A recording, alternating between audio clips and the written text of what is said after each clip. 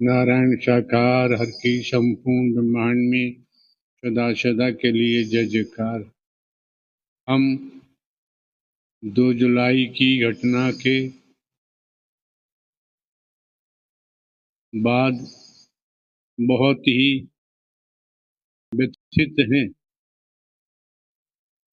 प्रभु हमें बस संगत को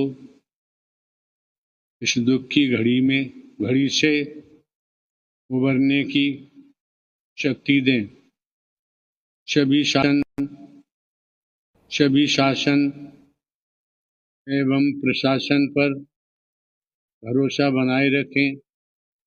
हमें विश्वास है जो भी उपद्रवकारी हैं वो बख्शे नहीं जाएंगे।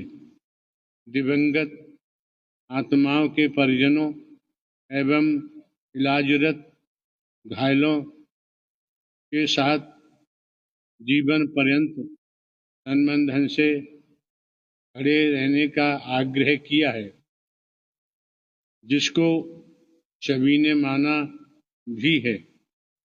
सभी इस जिम्मेदारी को निभा भी रहे हैं।